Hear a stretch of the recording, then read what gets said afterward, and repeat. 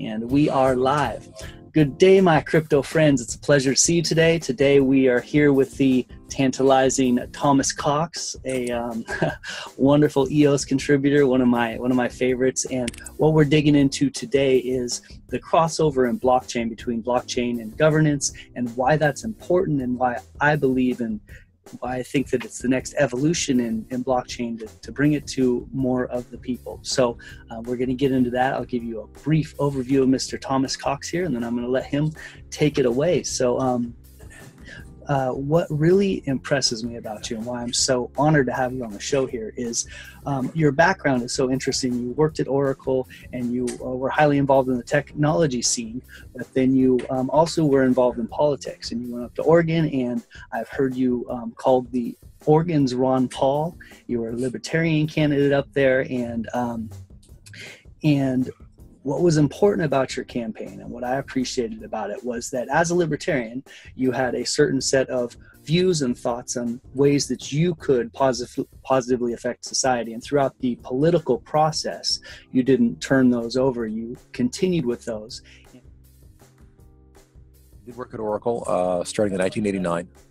Did database work for a good 10 or 15 years.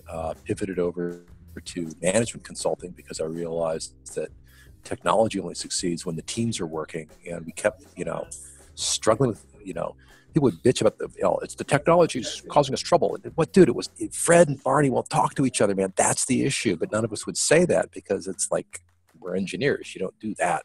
Mm-hmm. We didn't have tools to tackle the teamwork issues that we were facing.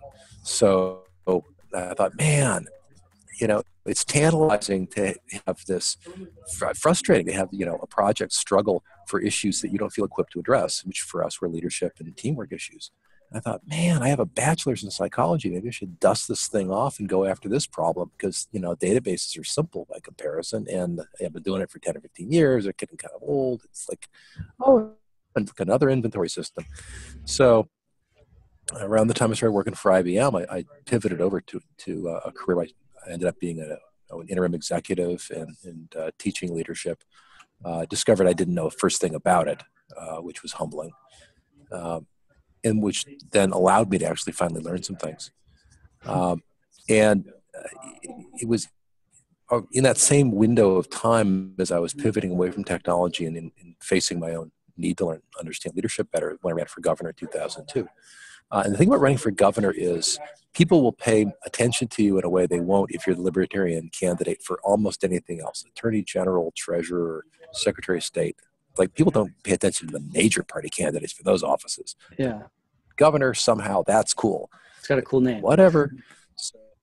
And so I was able to put together a detailed budget for the state that was at least plausible on the face of it. I mean, I did a bunch of research, and I was able to talk about, the state of Iowa is doing this thing with charter agencies that we could try, and if we got with savings that they saved, we would save this much, and let's try that. Which drove a lot of people to go, huh, really? Iowa is doing that? Oh, okay. And so I got to the fact bomb people with things to shake them out of their assumption that it's like, we must throw money at problems, which doesn't work. And I got into 5 of the 6 debates. I should have, by rights, I should have gotten 0.5%. I got 5% of the vote. And the first place and second place guys were separated by less than 1%. It was 48 to 47 to 5. Wow. And you can imagine everyone's looking at that 5% going, oh, how do I peel off some of those voters next time? And that's the thing, is after that race, we had the fastest growing Libertarian Party in the country in the state of Oregon because people knew who we were, what we stood for. And we got a lot more respect and attention to our issues and desires in the state and local legislature and state city government. And that's the game. I mean, libertarianism is a philosophy for activists, and activists' job is to be, annoying. Mm-hmm. I mean, that's what activists do. They throw paint on fur and say fur is murder, or they block streets and shout things. And the whole purpose of being an activist is to make people uncomfortable with the status quo, because most people are fine with the status quo. It's like, women can't vote, but women have never been able to vote. Why should we change that? Yeah. You know, it's like saying, well, the trash can has always been right where it is in the kitchen. Why do I have to move my trash can? It's not broken. It's not broken enough for me to change it, right? People are very, very stubborn about changing anything. And activists just make you so uncomfortable with the status. You're like, fine, okay, we'll try it your way. Stop. But the activist has to be matched by a politician. See, imagine that public sentiment is a boulder. And the boulder doesn't want to move. It's got inertia. And activists are flinging their bodies against the boulder and shrieking on one side. The politicians on the opposite side of the boulder knocking pebbles out of the way and digging a little trench. Mm-hmm. So it'll be fine it won't be so bad, you know. Legalizing pot, it's like, well, we'll set up an agency and we'll tax it and we'll regulate it and we'll work it out, you know. And so while the activists are shrieking about, you know, change, we must change, politicians say it'll be okay. And that's why activists make terrible politicians and politicians make terrible activists, but they have to work together. Yeah. So they're saying they're opposite sides of the same conversation. And they're very important. So now we're talking about how government works. You got this mass in the middle that maybe they want to change, maybe they don't want to change, maybe some of them do, some of them are unconscious. Translate that into a blockchain experience. You look at something like Ethereum, which is an amazing piece of technology. I mean, when you work with Ethereum, it is like being a caveman and suddenly you're in an airplane. It's like, I'm in a chair in the sky, like a god. It's like, I mean, Ethereum is incredible. And yeah, it's got limits because everything humans build have limits. And one of the limits of Ethereum was that the code is the law. And a couple of years ago, they had the DAO hack where like 14% of all Ethereum was in this one contract that was getting robbed. Because of just, you know, how it was written, there was a vulnerability, and they had to fork the chain after agonizing over it because, wait, we thought the code was the law, and now the code's not the law. Well, which is it? And so that was like a one-time special thing because it was so big, but they've never done it since. And that's why you've got Ethereum Classic and regular Ethereum. So people said, I can't live with this. We said the code was the law, and that's what it means. Mm-hmm. So they went and did that. And then more recently, the Parity wallet had a couple of different problems with it, one of which was a Parity wallet bug that caused $300 million worth of Ether to get stuck. And they haven't forked for that. That money is still, you know, lost, quote unquote. I mean, it's just sitting there on the chain taunting them because they can see it. It's there. There's literally no legal transaction you can enter to be executed that will make it move. And they refer to any such attempt as an irregular state change, mm-hmm. which from their perspective is exactly what it is, because the code is no longer the law. What is? The whims of Vitalik, the mob?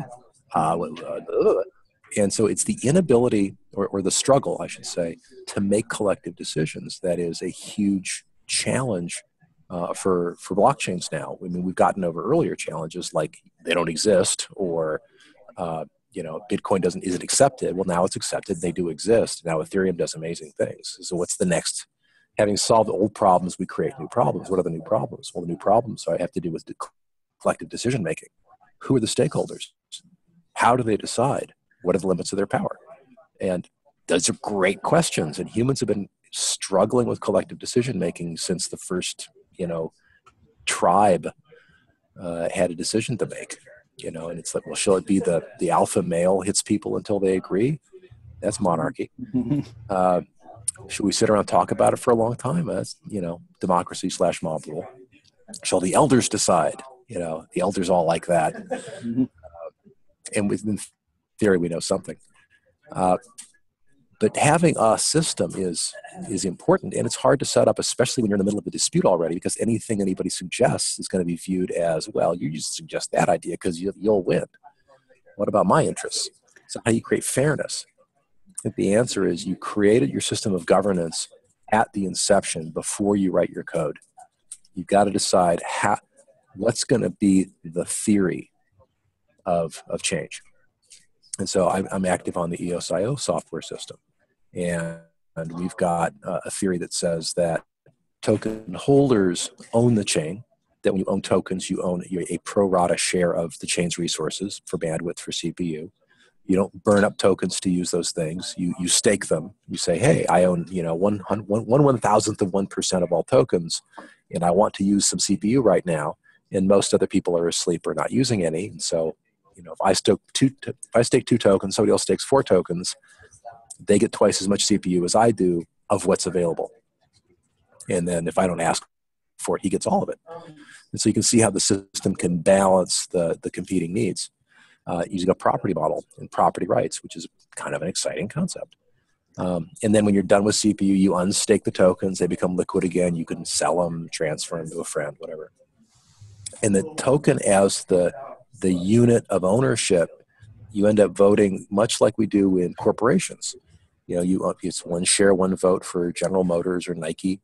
The more shares, more voting shares, of course, you own, the more power you have to affect the outcome.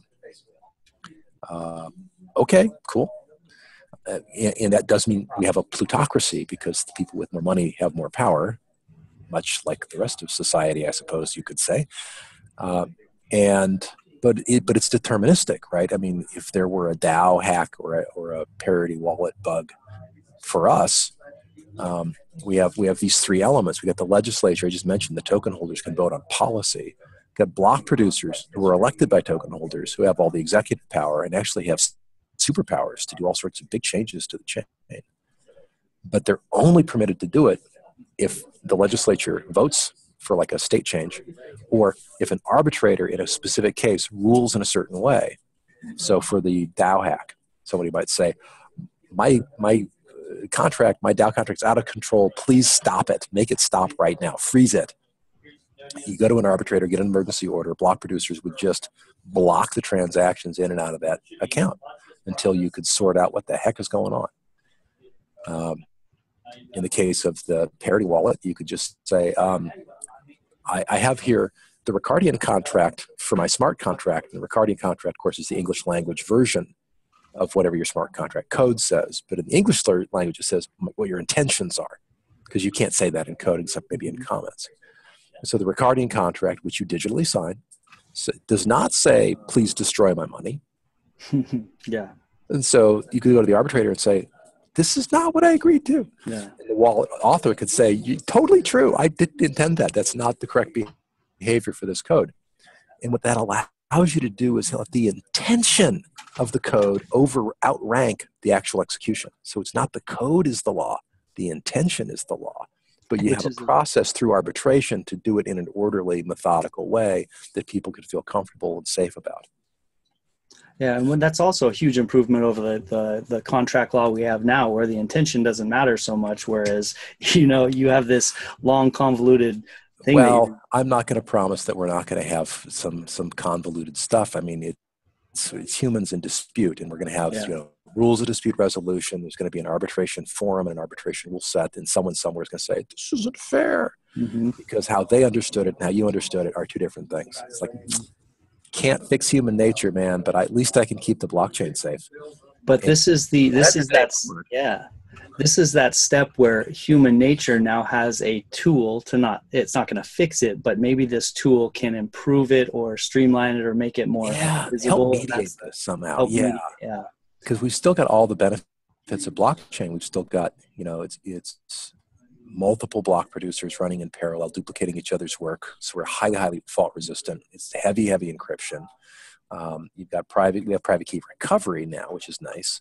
So when you register yourself on the chain, you would designate, your brother and your sister and maybe your most responsible child as 3 people who could recover your key for you if you ever lost it. And then you end up like recycling some hard drive like that guy in England did, who's got like $200 million worth of Bitcoin. The only guy keys that he threw away. It's like at the bottom of some landfill in England, there's a hard drive that if it's still readable has those keys on them. Yes, there's people digging through dumpsters as we speak. Dumpsters, man. Because that's the only way to get those keys back if you don't. The Bitcoin are lost forever. Well, that's not a commercial grade product. You're not going to sell that at retail to your grandmother. So key recovery is actually pretty important. And of course, it's going to have time delays and some safety to it. And people could abuse it. And you've got to have safeguards against abuse because we're humans. But again, we've got through the governance process, we go from a purely code-based system, which when the code misbehaves, you can be in really bad shape, to a more political system, which gives you at least some hope of recovering from certain classes of technical errors. Doesn't solve every theft, doesn't solve every bug, doesn't make everybody whole, but I think that, and I think that the early adopters and some people who've said that they're going to use our software indicate that we've improved performance well enough and we fixed a certain class of failure cases well enough through governance to make it a much safer experience that people could build real applications on, not just CryptoKitties and ICOs. Yeah, absolutely. I imagine a lot of folks are thinking, well, if you don't burn tokens with transactions, how do you prevent spam and overuse? And the answer is rate limiting. Rate limiting. So you don't have unlimited tokens that you stake for bandwidth. And so if the chain's really busy and you try to push in more transactions than is your fair share, they get dropped on the floor. They don't happen. And it's up to you or your application to monitor to see, okay, I submitted this transaction, but did it stick? Did it make it into an irreversible block? Just like you have to check with Bitcoin as well. So there's a certain amount of user interface work there on the client side to, okay, I submitted it, but is it real? And that's how you prevent spam. The ability to recover passwords, the ability to recover from mistakes. You can't send your ETH to the wrong wallet and have it disappear forever. Send a token to a contract that doesn't know how to handle that token, and it's gone. Exactly. It's like you buy a Coke from a Coke machine, and you somehow stick the Coke into the quarter slot, and then it just lodges there, and you can't get your Coke back. Mm-hmm. It's like, who would design a device like this? And the answer is apparently a whole lot of Solidity programmers. Well, and it's cool because ETH broke the ground, and they built this, and they did all this wonderful work, groundbreaking, wonderful work that has been amazing. And then it's given the EOS community and people like Dan the opportunity to see and test, and then like you, and then put the governance in place first, so that we have this opportunity at something built from the ground level that is possibly more scalable, more user-friendly, et cetera. Yeah. On the technical side, we run faster. On the governance side, I think we run safer, arguably. Time will tell. And from a centralization, decentralization perspective, if you consider a mining pool to be a single entity, which in some ways they are, we're actually even more decentralized. Mm-hmm. So that's kind of cool. We're a lot greener. We don't burn up, produce greenhouse gases by the vast amounts that Bitcoin and Ether do. Yeah, and that's one of the common arguments, is that EOS is centralized and that it has a mutable blockchain, and so that these people are going to take it over and change it. And there's a lot of theory in place right now. They could take. Why don't the miners, the centralized mining pools, do that in Bitcoin? There's $18 million a day at stake there, and because the incentives are built correctly. So I believe that the incentives are built correctly, and hopefully with EOS, and that's going to. We think they are. Block producers don't have unlimited power. It would take 15 of them to do anything, and if the thing they did was truly wicked, it could be in a really serious case like Byzantine failure. We could actually. Anybody can fork anything. We could fork the chain and fire those guys, and whoever voted for them could be disenfranchised and their tokens frozen.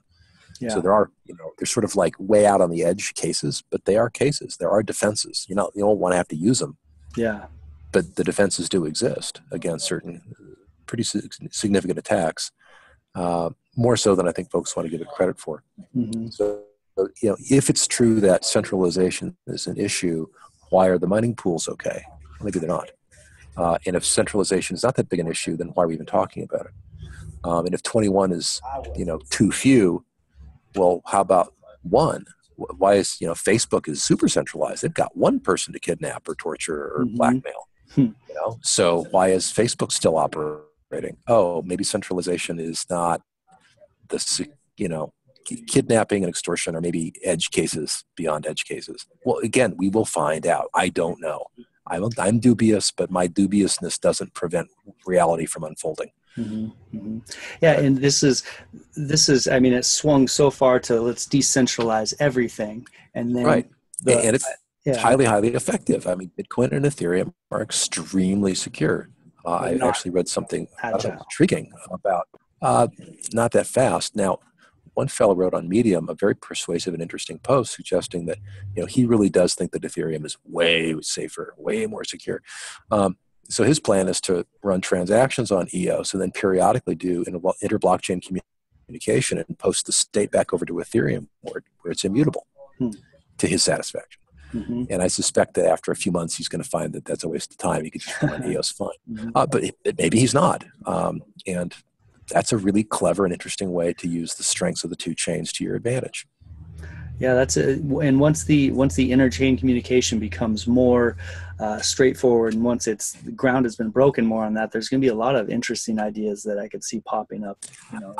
Yeah, the use cases for inter-blockchain communication are they boggle my mind. Yeah, it could be really, really groundbreaking. That's interesting. Yeah. I mean, you have a chain to yourself, 1,000 transactions per second of your own, and then you every 10 minutes or 2 days or whatever your frequency is, you sync that up to some public chain, and then you keep running your private chain to be fast and great big pipes, all yours, blazing along, and then you can synchronize the state up appropriately when it feels right to you based on your app. Mm-hmm. Plus, then you got some pretty good secrecy.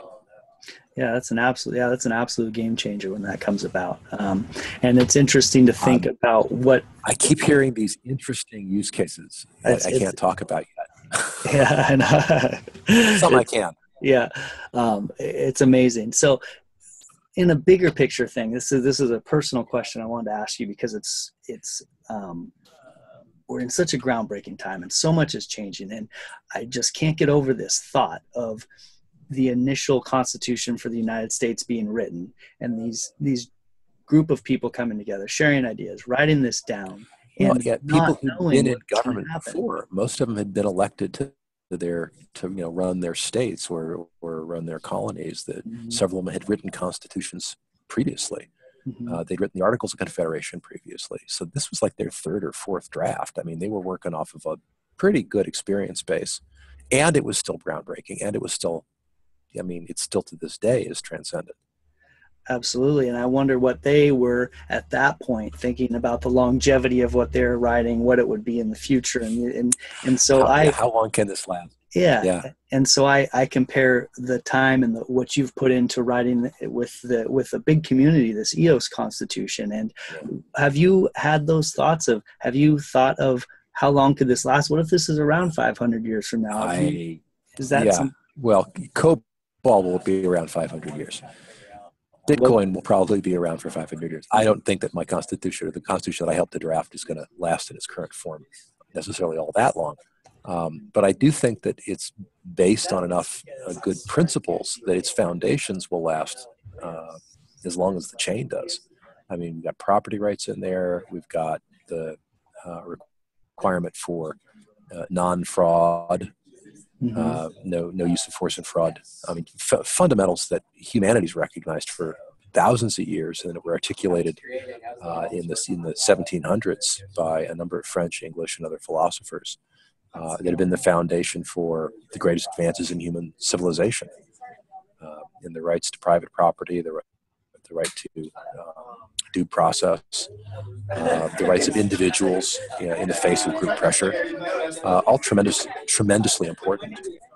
And being able to encode that with a blockchain that it's going to be very hard for anybody to use force against is very cool. And I can't wait to be able to bring, banking to the unbanked around the world and property rights to people who never really had been secure in their property, and the ability to collaborate and cooperate with people you've never met, knowing that it's extremely hard for them to rip you off, that the only way forward is through cooperation. If it's like cooperate or defect, that's one thing, but if it's cooperate or the system doesn't do anything, I guess I'll just cooperate. Yeah. That's neat. And we can build some really interesting cooperative systems out there. You'll be able to, I think you'll, at some point soon, you'll own the data about yourself. Advertisers will have to pay you for your attention, not pay Facebook, or maybe in addition to Facebook. That you'll own your own credit history, you'll own your own medical records. That this current stampede towards centralization and centralized, unaccountable power is being fought. And it's being fought increasingly effectively with technology tools, as well as through, I think, through dialogue and the warfare of the mind, and a sense that this is unacceptable, the current state of excessive centralization and having the Facebook, Google, Amazon own us and sell us as products against our let's not against our will, but without our compensation. Yeah, and so see the way out is to outcompete them. I don't want to outlaw them. I don't want to give the government the power. I want to give you and me the power. I want to outcompete them and out decentralize them and just eat their lunch. I want to see a great big empty Google building with what are those little tumbleweeds in front of it, and like nobody, like a ghost town, like Google ghost town. Oh, that's great. That reminds me, people ask me what I do often, and sometimes I don't have time to answer. And I say, I'm taking down Google and Facebook and YouTube and all that. And they say, what? And replace them with something better. Exactly. Not to destroy them, but to offer the users something so much better that everybody leaves. Replacing with something better. And solve the underlying need, but solve it in a way that's better for all the stakeholders. And better for the users, and has more transparency, more control over our own private data. Better for the advertisers. How many advertisers spend money on fake clicks? Most of them. Yeah, people have said as much as half of the money earned by people with display ads are never seen by people. It's this automated theft. Mm-hmm. Yeah, and that basically taking the middleman out of the advertising, and the person you're advertising to is getting the benefit, and the advertiser's getting the benefit. Hey, if I'm going to buy a car in the next few months, and I tell, hey, look, I'm probably going to buy a car, so I'm willing to look at your ad if you pay me. And if I never buy a car, I never get the money. Mm-hmm. That's fair. I shouldn't be able to spoof you. Yeah. And if I do buy the car, as I said I was going to, and hey, look, you had your chance to get in front of me, and you spent a lot less, and you talked to a highly qualified buyer who went on to purchase. Mm-hmm. In fact, I might even tell you like what I hated about your ad. You could stop doing that nonsense. Mm-hmm. Yeah, it's a much more human interaction, isn't it? Oh wow! If I were selling anything commercially, and I could have that kind of dialogue with people, or even 1/10 of the 100th of the people who saw my ads, and they would say, "Look, this is really stupid. I hate this part. I stopped watching right here. Mm-hmm. This is insulting, and I bought this other guy's stuff because of this and this." It's like, thank you. Here, take my money. I'd much rather give money to that person for their honesty than give it to Google for selling me robot clicks. And it's great to think about on the user end as well. There's some advertising that you may want to see. Like you said, if you're buying a car, then you want to see, then go ahead, send me. Yeah. Next time you're in the market for a car, notice how many car ads suddenly appear around you that were always there, but you didn't see them because you tuned them out. Yeah. That's called the reticular activating system. It's a little pea-sized part of the brain, very effective at filtering things in or out. When you buy a white Jeep, you drive down the road, there's white Jeeps everywhere you look. Why? Because suddenly they're in, not out. Mm-hmm. So what are your thoughts on this, the transparency versus privacy, as far as right now it's almost as if we have no privacy to the corporations like Facebook and Google. They know more about me than I may know about myself. Probably. And so to make myself now private isn't necessarily going to do a lot. And it's kind of like the fix is to make it fully transparent on both sides. So I know all the information that's out there about me and have control over it. Does that make sense? I like the idea of that, I might have a profile that's collected, but I get to see it. Mm-hmm. And I get to say who else sees it. And I get to say how much I get paid for them seeing it. Mm-hmm. Whether certain things should be collected about me or not, and opt out of those things. And right now, all this information about me is subsidizing my use of these free services of Google, Facebook, Amazon, so forth. Not Amazon so much. But, wow, what if we let you run your life? What if we let you own your data? To the extent you want to see advertisements related to stuff you were intending to buy anyway, you probably opt in. You might. Yeah, so it's a little counterintuitive, but it's almost that full transparency is the only way to fix the privacy issue. Maybe. The ZK snarks are really interesting. We're getting very speculative here. Yeah. But there are abilities for data about me to be hidden. You can never see the data, but you can get a definitive, provable yes or no on certain facts about me that I choose to let you know. Mm-hmm. And those zero knowledge proofs are just, I had to like read about those and read about them and listen to a podcast about them, and they still don't fully live up here yet in my head. But man, the thought that we can provably assert or deny something without ever giving away more data, more facts than we want to, and satisfy a request. Does this person have a criminal record? Yes or no? Does this person, did he buy the car that he said he was going to buy? Yes or no? And I think that's some of what NS James and Scatter, some of what their use cases is. They're signing transactions, validating pieces of information through the Scatter. Yeah, right. So if you want to send a transaction to a blockchain, obviously you have to sign it. Otherwise, it's going to show up there and going to say, "Well, whose is this from?" This just doesn't. There's no authorization here. And so, God, I tell you, if you want to know where the action is going to be for tough, interesting, creative challenges, key management. As we enable people to have public keys and actually use them for something, key management is going to be a bitch. It's going to be hard to make good interfaces. It's going to be hard to keep them secure. A lot of the phones are starting to build secure enclaves hardware to support it, but it's still not going to be easy.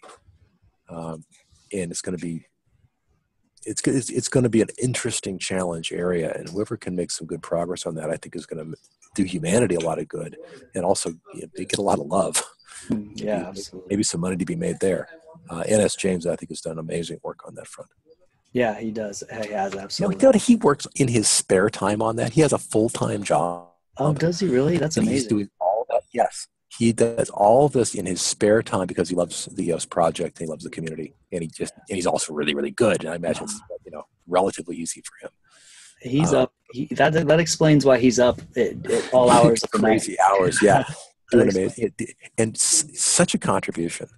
I'm hoping that our worker proposal system will come online in the next 6 to 12 months, and there'll be a revenue stream, and the community can pay him to work on that and other things full time.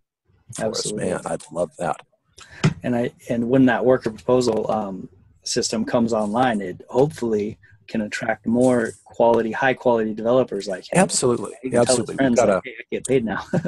Yeah, there's a team from the community who are working with me on a very sort of slow moving project. There's not a rush to flesh out what questions the worker proposal system has to answer, and how will it be run, and how will we make sure that money, once it's sent out, actually gets results. And fortunately, there have been at least 2 or 3 other blockchain systems created. Dash is one. I forget what the other 2 are. We haven't written down. That have fairly elaborate, they don't call them worker proposal systems, but that's essentially what they are, is a fund set aside for the improvement of their chain. And they sure enough need oversight issues. They have oversight issues. How do you propose? How do you get a yes or a no? How do you refine the proposal to get to a yes? How do you, prove progress so you can get your next payment? Because you don't want to just give them all the money. Mm-hmm. If you want a bunch of money up front before you do any work, go do an ICO. Yeah. Sorry. Exactly. Yeah, that was one of the questions a lot of people have on the surface when they first hear about worker proposals, is how are you going to prevent someone, something like Caltrans coming out and just kind of, they're working and hanging out and milking their dollars. So but yeah, that makes a lot of sense. Or whales that invent fictitious or quasi serious projects and then use their own tokens to vote themselves money from the treasury. Yeah. You want to reinvent the welfare state or the corporate welfare state. Yeah, absolutely. Could be a risk. Yeah, it sounds like that with an oversight group, that possibly even a worker proposal that pays for an oversight group is what Dash did. They created essentially a project management office, a PMO, which I think would be a brilliant idea. I also imagine, Ethereum has the Ethereum Foundation. We'll probably end up with some sort of foundation to hold things like the repository, to do certain kinds of things that really no other entity could do for our collective endeavor here. And what exactly that looks like and who's on it, I have the faintest idea, but it's going to be really interesting. And the BPs will also have an opportunity to fund a lot of the worker proposals as well. Is that right? Well, not exactly. So here's the default behavior of the software as it's written today. Inflation is fixed at 5% annually, which is about 4.879% on a per block basis. It's like if you compound 4.879 every half second, okay, it comes to 5.00 annual inflation. Fun fact. Work out the math on that. Yeah. And so at this approximately 5% inflation, you're getting two unequal streams. 4% goes into worker proposals in the default setting. 1% goes off to block producers. Oh. So the worker proposal fund itself is funded directly daily from just block awards. Oh, that's great. I didn't realize that nuance. From the inflation. Now, if a particular block producer wanted to court public favor by being generous and funding a project that benefited everybody equally, that's kind of like a rich merchant would buy or would build a lighthouse. And a lighthouse benefits every boat out there. Mm-hmm. And if you were the guy that built and maintains the lighthouse, everyone kind of knows you're doing that. And that's kind of cool. And people are like, I didn't wreck the other day because of you. That's kind of cool. And there's a way in which that kind of generosity of truly benefiting the entire public equally or more or less equally, but that's what open source projects do, right? It's nobody owns it. A lot of what NS James is doing is very much like that. So if someone were to say subsidize NS James, and NS James continued to do open source work, hint, mm-hmm. I'll be thinking, wow, that's really, I personally am benefiting directly or indirectly from the generosity of block producer X. I'm so glad that block producer is winning. Maybe I'll continue voting for him. And so that's one way that the chain as a whole benefits from the self-interested, quote, generosity, unquote, of block producer. And I see that, I've seen that. Go ahead. I see that in a good example of that in Steemit with the 21 witnesses. And a lot of the witnesses, they'll run high profile community projects like Steemit Chat. And so, people are in there using Steemit Chat all the time. And this is run by this one witness. And so he naturally gets votes due to the fact that he's doing this good for the entire community. Yeah, doing an extra thing, which makes everybody better off. And, it makes you feel incentivized to flip some votes that way. Mm-hmm. And that to me is pretty virtuous because you're not restricted from using the chat based on how you did or didn't vote. Yeah, absolutely. That's not a bribe. It's a gift. Correct, yeah. That's very, very important, by the way, legally, because the vote producer action in the system contract for EOS says, I have not and will not receive anything of value in exchange for this vote. So the exchange, the quid pro quo, is crucial. Mm-hmm. If you happen to vote for somebody who you happen to like because of something nice they're doing, totally legit. If you're voting because they promised to pay you or they already paid you some tokens or something like that only goes to people who vote for them, that's a bribe. It's illegal. You can get your tokens confiscated. You can get your account frozen. It can be bad news really fast. Yeah, which brings up a good point is that you kind of led the charge as far as stepping out early and saying, hey, vote buying or vote selling or bribery is illegal. It's going to be part of the Constitution. It's out. It's out. And that was a choice. That was really. There are two Schelling points. I'm a big fan, by the way. Highly recommend this book if anybody's interested, by Thomas Schelling, called Strategy of Conflict. Strategy of Conflict. I've got it, Kurt. And brilliant thinker. He talks about how people can coordinate with each other even when they're on opposite sides of the game. Yeah, it's amazing thinking. He's done experiments. He's got all kinds of really, really rich game theory. Game theory was all about cooperative games and Prisoner's Dilemmas before he wrote this book. Mm-hmm. really blew the doors off game theory. And I'm finding it very, very interesting. And it also explains, a lot of what he writes explains why the block producers are so cooperative with each other, even as they compete with each other, because you can only hold at most one seat. The other 20 will be held by somebody. Do you want to piss them off? Yeah. No. Do you want to be seen being a bit of a dick? No. Okay. Would you benefit from being helped technically by these guys you're going to be nice to, and they'll be nice to you because A, you'll look better, and B, you may have to work with them? Yeah, actually. So now things might get a little less nice post-voting. Once we go live, there might be some acrimony or some. It's a little bit tenser, but for now, people are super sweet to each other. Yeah, absolutely. And I'm digging it, actually. Yeah. I know. Hopefully, it continues like that. We'll see. I think there'll be some momentum behind the niceness. Mm-hmm. And I mentioned shelling around the vote buying because a shelling point is a natural point of coalescing around decision making or consensus or coordination. And a community can pick vote buying is okay, or they could pick vote buying is not okay, but they can't pick both. Mm-hmm.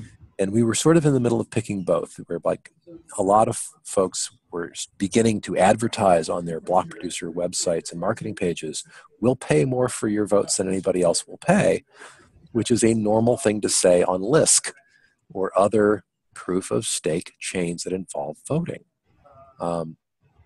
Because over there, the community has normalized around an approach. And we realized very clearly that vote buying would rob the community of thoughtful votes and replace them with selfish, self-centered, short-time thinking, greedy votes. It's like, oh, as long as I get paid, I don't care what happens to the chain. It's like, really? Do you want everyone playing that game? Mm-hmm. And so I invented what I'm calling the harpoon. And the harpoon is simply this. If a whale chooses to break the rules and offer to sell their many, many votes for a share of your block producer award or do anything else untoward with their riches, and you catch them and you have proof of it, you can take their wickedness in front of an arbitrator, and you could and should, in my opinion, be entitled to a percentage of whatever is confiscated from the whale. Big slice of blubber right off the back. And now that whale might be, chastised with a 10% haircut and let go this time with a stern warning. But I tell you, if you've got 10 million tokens, you don't want to lose 1 million. Yeah, well, yeah. There's going to be, call me Ishmael. There's going to be people out there whale hunting. Very much, exactly. And I've just incentivized a case where if you are a whale and you start to think about colluding, every potential collusion partner might be angling to turn you in. Yeah. In exchange for a chunk of your hide. Mm-hmm. And I'm really looking forward to the first case. The way to keep crows out of your garden is to kill a crow and nail its corpse to a post. And all the crows look at that and go, yeah, he's serious down there. Yeah. I don't think so. We're not going to go down there. Get a little smelly, but man, it's a good illustration. Mm-hmm. And, I'm sorry to all the animal cruelty folks out there, but hey, it works, okay? And in a analogous fashion, I really want to find a greedy, stupid, good-sized whale who can be taken in for arbitration and have a big chunk taken out of him in a very public way. And the rest of the world's going to go, oh my gosh, they're serious. Yeah. And I'll say, yes, we were. We were and we are and we will be. And so our whales will be well behaved because there are harpoons available in the form of arbitration, the Constitution, the Ricardian contracts. Your behavior is constrained by the contracts you sign when you issue certain statements. When you vote, you are signing a Ricardian contract. That's an interesting point. That Ricardian contract actually says that I will not buy votes. I won't sell. I stipulate I have not and will not receive anything of value in exchange for voting this way. And it's like, oh, Yeah, so it's a social norm, and that's another part of this is that it becomes a social norm. It becomes Yeah, it it's looked becomes down upon uncouth. in general, and Yeah, that is almost as powerful. I mean, that's the yes, other part of the power of this is not just the disincentive, but also you don't want to be yes. that guy, So Yeah, exactly. Because remember, there's four ways we can influence behavior in general. And one of them is legal forces coming in from this side. There's the code coming in from that side. But there's also societal forces. It's like, I don't want to lose reputation. I don't want people to look at me funny. I don't want to be that guy that, maybe he got off on a technicality, but everybody knows he was selling votes. mhm, And it's like kind of disreputable. mhm. Um, and who wants that? Uh, and so the four forces, this is the Lawrence Lessig model. It's legal forces, social forces, the code itself, and then market forces coming out of the north. And we got the code and the market forces over in Bitcoin, very effective in securing that blockchain. Well, we've got code and market forces here as well, but we augment them with legal and social forces that are organized and put into action to provide additional protection for the users. And that is, I think, that's one way of looking at governance, and it's a big deal. That's why we've got an executive, a legislative, and a judicial, is to have the legal and also really that social sense of, look, here's how we're going to behave in this society that we're creating. And there's a high possibility of some sort of reputation system. Am I right? That should. Yeah, there's an identity system already in the system contract, and it can be used for reputation. And certainly, your transaction history is going to be there. And if you get taken up for arbitration and lose arbitration cases, those will, most of them will most likely be public. There are cases where arbitration does need to be private, and that's decided by the arbitrator on a case-by-case basis. Things that are sensitive, things that would, even if you win the case, if it were public, it would embarrass you in ways that would be harmful. Mhm. Or there could be an intellectual property case where publishing the content of the case is like, well, that was stupid. Yeah. Oh, look, here are our trade secrets that we fought over in arbitration, and here they all are in the public. It's that, no. You don't do that. So, yeah, the arbitration can be used in so many different ways for so many different cases that making it up to the discretion of the arbitrator is the correct thing to do in terms of how much the public gets informed. So it's uncouth and not you're not allowed to sell votes or buy votes. Socially and legally unacceptable Socially. to buy or sell votes. What about, I had a concept of, what if a block producer is spending their entire 1% on advertising and just blanketing the market with advertising? Is that, what would be your take? I hope they're keeping enough back to pay for. I hope they've got enough for servers and salaries, because you're not producing many blocks with no computers and no staff. So you think that the margin for block producers, if things go as we've modeled them, should be pretty generous. Mm-hmm. So you could, cover your costs and have, let's see, I would not be surprised if you see an active block producer with an income of $4 million US dollars a year and costs of about $1 million.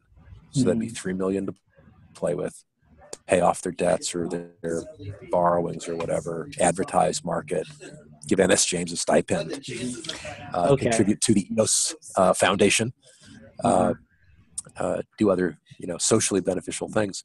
And market and advertise, hire a community engagement staff, hire a token holder outreach person. This is going to be a lot like being a congressman and having, community staffers who go around and find out who the heck are these token holders and what the heck do they want, so I can do it, so they'll vote for me. Do you think there's any need to know that? And I don't know. Yeah, I don't know who they are. I don't know what they want. Comparing it to a political campaign is interesting. I'm wondering if there would be incentives. They are voted in. Yeah, and for some outside funding to come into a block producer and campaign contributions. I find that you and I don't tend to write campaign checks for people running for office in Sardinia. We're not really affected by them. And so I suppose outside money could try to sway elections on our chain, but why would you bother? so-called outside money is often inside money. It's people who will be affected by the result of the race. Yeah. If you want to get money out of elections, take power out of politics. Yeah. Decentralize the government. Yeah, You got a government that gives away billions of dollars in corporate welfare every year, and then it's surprising that 1/10 of that amount is recycled into donations. Of course, we have the finest congressman money can buy. That's how we've set it up. So I guess that's No, that's, I mean, I'm right on board with you. And I guess that it's a good, a base point here is that there's not so much just extra money flying around out there that these, for one thing, that a block producer is going to, it doesn't make economic sense to really buy votes. I mean, if you're paying. The numbers are weird. So I've tried to run them a few times, and by one bit of math, it would take like $200 million of cash to buy the tokens to earn yourself a block producer slot to make $4 million a year. Yeah. So that's like 2% return. You can make better than 2% almost anywhere. So that's kind of a silly use of money. Or you could, use that money to try to sway one or more elections. But again, like in exchange for what exactly? Because if you have some wink and a nod arrangement with the block producer that I'll get you in office in exchange for something. Well, what's the something going to be that I can legally do? Because if it's illegal, I'd think I'd be better off just turning you in. Yeah. And then I'm the clean block producer. I've pulled your fangs. You can't vote for my opponent now. So I'll play along and record the conversations and then rat you out. That's what I would be very tempted to do if I were in those shoes. Yeah, absolutely. The incentives there are really just so well thought out. I think that, a lot of these issues come out. The division of labor is very strong. You have to control somehow 15 block producers to get any wicked thing done. It only takes one block producer who's honest to fork the chain, fire all of you, and restart the chain with honest producers. Now that's hard to do, but it's technically feasible. It's kind of like, we're going to get in our boats and sail to America, on the Mayflower.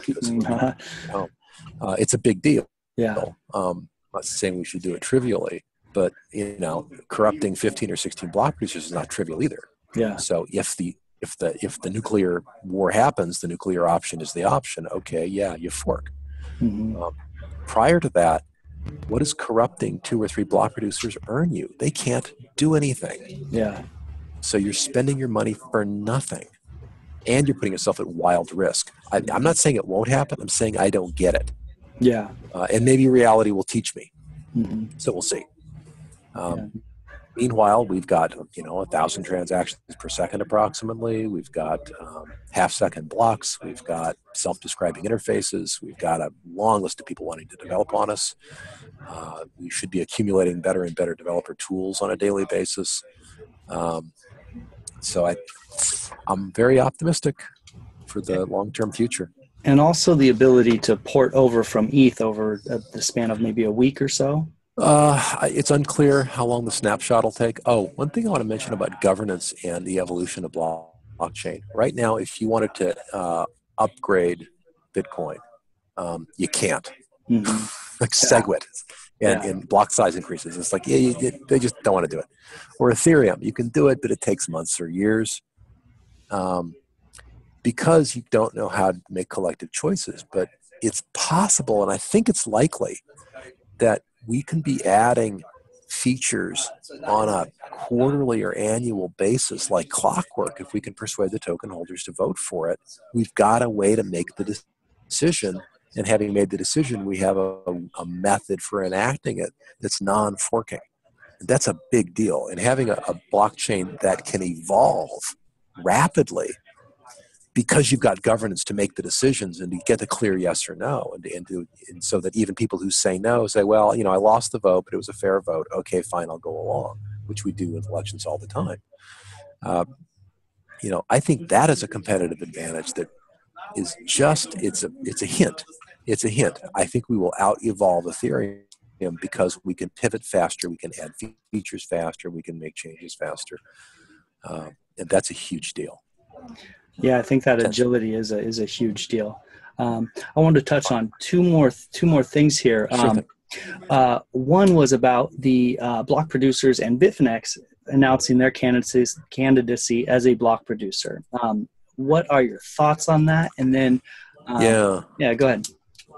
Well, I mean, what you want in a block producer is someone who can, run a data center, can run machines, who understands uptime. I guess from that perspective, it's good. I'm confident Bitfinex are sophisticated enough that they've read the vote producer Ricardian contract that stipulates that they cannot vote their customers' tokens on their behalf, which has been done by other exchanges on other platforms, by the way. I'm forgetting the specific, I think it was like in 2014 or something, but there was some kind of a token that could be used to vote for chain behavior. And there was an exchange that used the tokens it was holding on behalf of customers and voted them in its own interests. And that is in our Ricardian contract is illegal. That if you are an exchange, you can vote your customers' tokens if they have given you permission to. And you must have proof of that permission.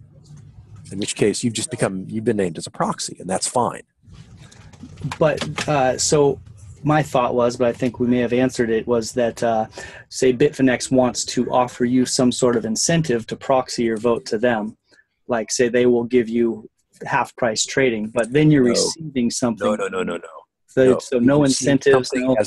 You've received something of value in exchange for the proxy, and that is a great way for Bitfinex to be our crow nail biter.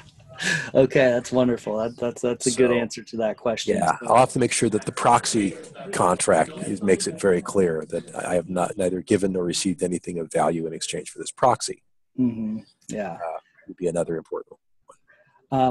Don't even try. Don't even try. Well, be my crow. Maybe be my crow. If you try, then we'll make an example out of you. I like that. Nail your hide right up to a post, and you can look at it every day and go, yep, that's what happens when you break the rules on EOS. Yeah. So one thing we've got going right now is we have a group that is making a voter interface so that we can us token holders can come in and we can do the actual voting. Important, yeah. Now I know that some of the more sophisticated people can just vote with the command line interface, but boy, I wouldn't want a normal person to have to do that, a non-developer. So even without a voter interface, I'm confident we can achieve the 15% voter turnout that we need to unlock chain behavior. You have to have 150 million tokens voted for the unstake command to become unlocked. That's how we know which chain is the real chain. It's the one that all the voters showed up for. So even if you launched, 5 competing chains all launched with the same or different snapshots, only one of them would be the real one. It's the one the voters coalesce around. And so that's what that 15% voter turnout requirement does. So in terms of that being achieved, we need like 10 whales, 12 whales, and they've got staff who know how to do the command line. I'm confident. So I think we'll achieve unlock state without too much trouble. But we do want people to participate just in general as part of the community engagement. And for that, we do need graphical voter interfaces. And we've had some dialogue around that. We've had some whiteboard sessions and some thoughts. And I know the community, there's at least one project at work I've personally given money to because I thought it was important enough that, I, as a member of the community, wanted to support that. And I'm excited to see what happens with it.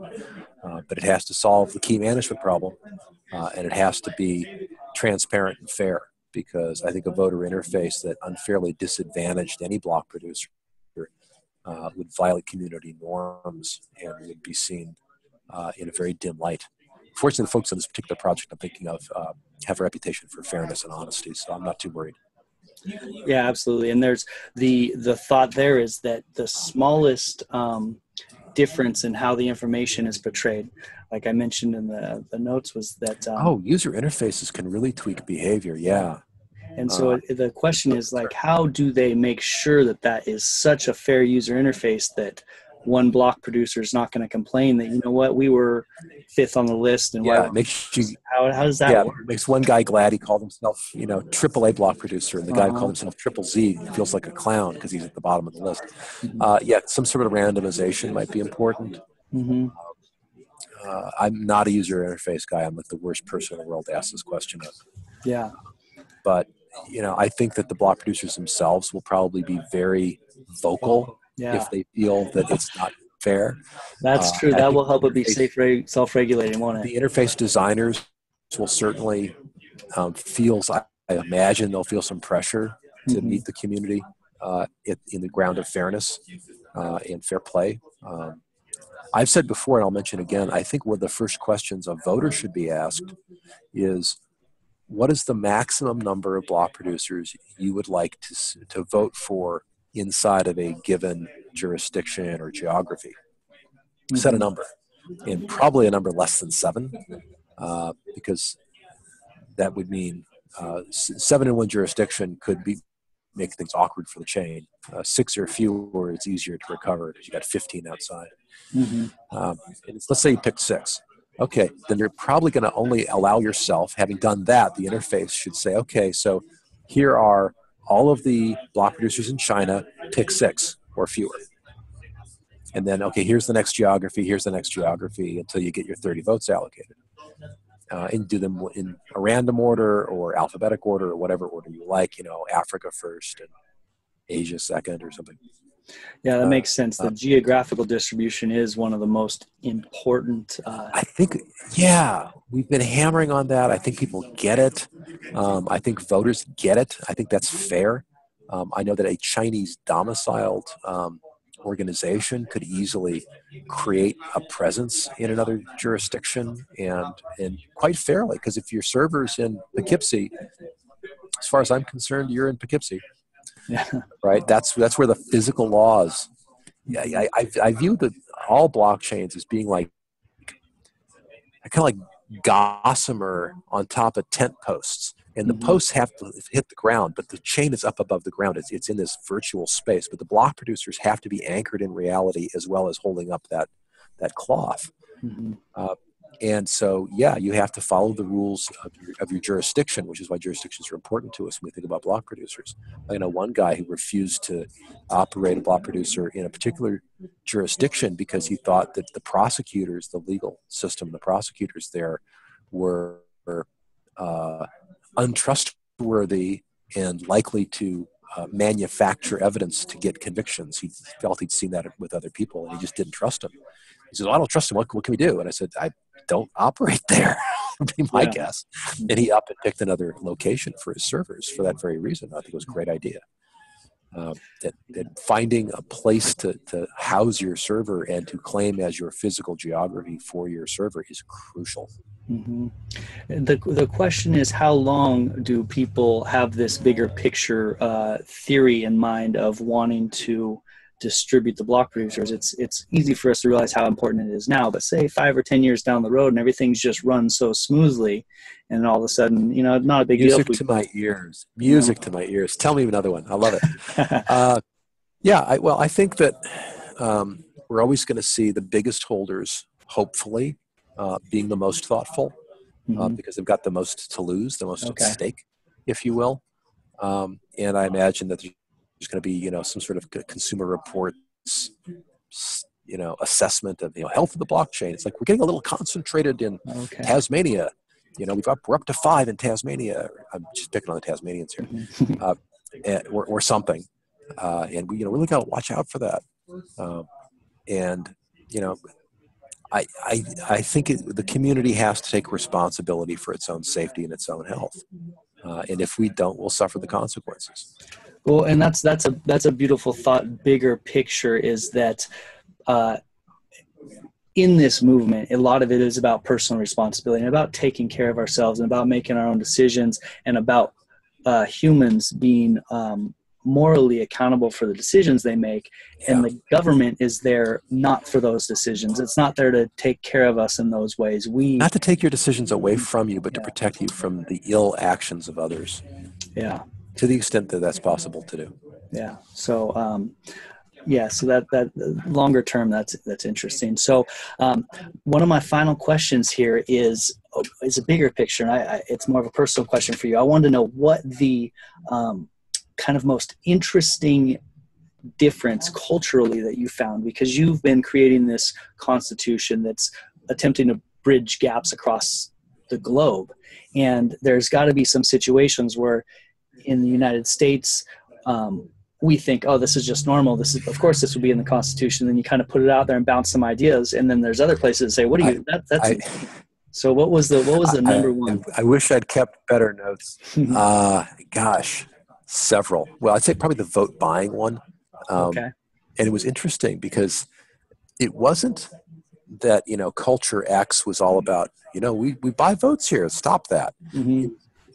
Other people were saying, that culture over there, they buy votes over there. You can't impose this on them. Okay. And I'm like, yeah, I can.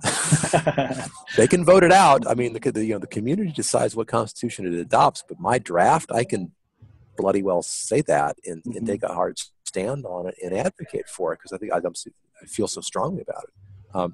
And I didn't have any community say, in our culture, vote buying is okay, but I had plenty of people tell me that, in that culture, it's okay. And you shouldn't try to impose this on them. Oh, what a funny dynamic. I'm like, if they were pointing want out to launch a different blockchain, that's the vote buying blockchain, they should go to Lisk, all right? Because they do that already. Or they can launch, EOS-corrupt. Yeah, there you go. Go crazy over there. Fork this software and go try it with a different value set if you want to. Yeah, and like you said, you're going to put it out into the community. You're going to set it free, and then something's going to happen down the road. What is that? That's going to be a great thing to see how the globe interacts as almost. So are we live, or are we just recording right now? We are just recording. Okay, and how quickly can we get this out? Is this going to be published before or after launch? No, it takes about 2 hours to upload, and then another couple hours to get it uploaded to YouTube as well. So we won't be seeing this recording like 3 weeks post launch. No, we're talking about probably around 10 hours from now. Okay, less than a day. Good. So this is timely. So I'm very excited and pleased that a bunch of community members have chosen to self-organize a review of all of the governance documents to raise up any new objections and to even suggest alterations to the governance documents, the Constitution, the Block Producer Agreement, the Arbitration Agreement. And to me, this is the community taking ownership of the software and turning it from a set of defaults, which is all I can deliver, into a community-created reality.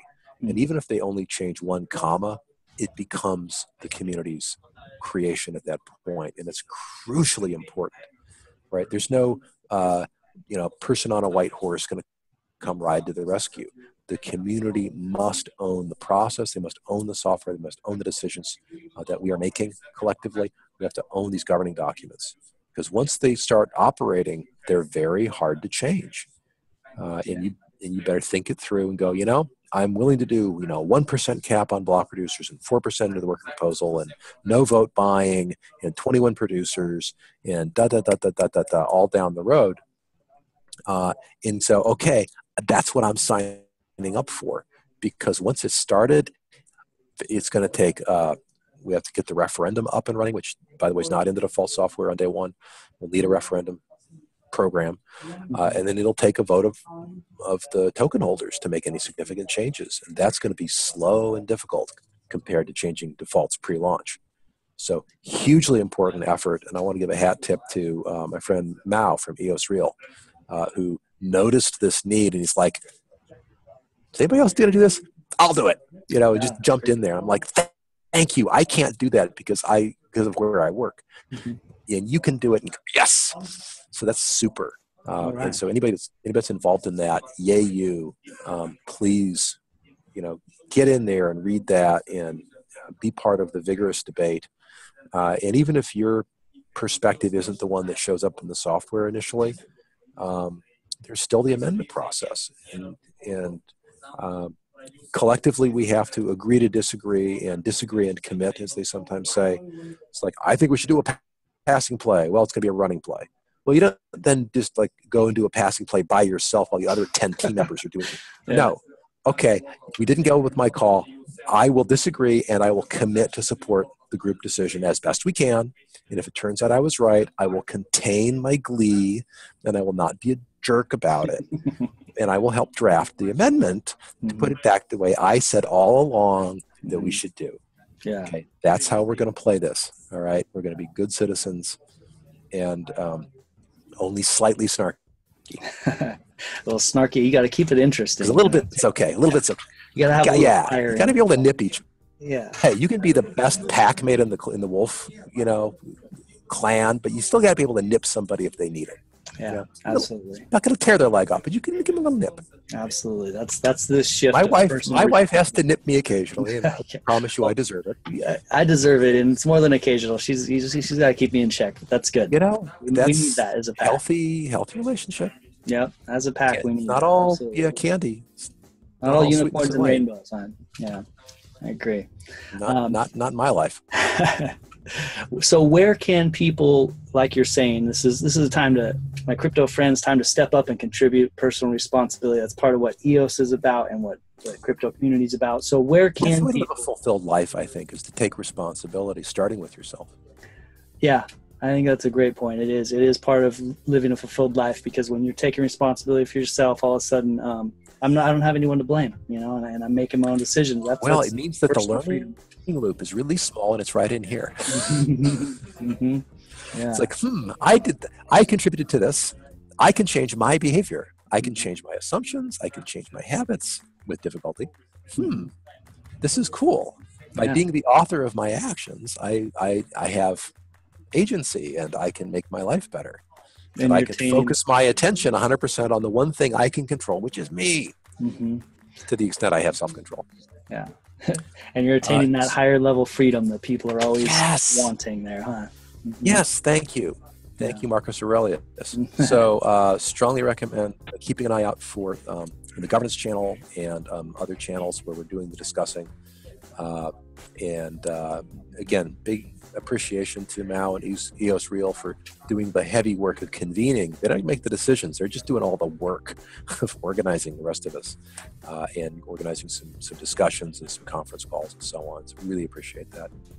So the best place for ideas would be EOS.gov. Right, EOS.gov. Okay, the Telegram chat. I will put the link for the Telegram chat. Telegram chat, and also the EOS Go forum for governance. And the EOS place for threaded discussions that have longevity. The Telegram, it's gone. Okay, so the EOS Go forum, I'll put the Telegram chat and the EOS Go forum in the notes for people who want to contribute, ask questions, have ideas. Super. And until next time, we're going to move EOS forward fast here. It was an absolute pleasure, Mr. Cox. I appreciate your time, and I love talking about this stuff. This warms my heart. I feel like we're in a beautiful time in history here, and I'm just really proud to be a part of it. Well, and it's about to get interesting, and we'll have tough times ahead, and we'll have times of doubt and times of bugs and times of maybe downtime or setbacks or weird token value fluctuations, and there will be storm clouds as well as sunny skies. Okay, fine. Bring it. Let's take it on together. Let's go do it, huh? let's face the challenges of life together with our shared values. So it's been a delight for me as well. Thank you so much. Wonderful. And cheers, my esteemed friends. Thank you, Mr. Cox. Have a great day. Bye. Cheers. The money is not the prime asset in life. Time is, and your time is just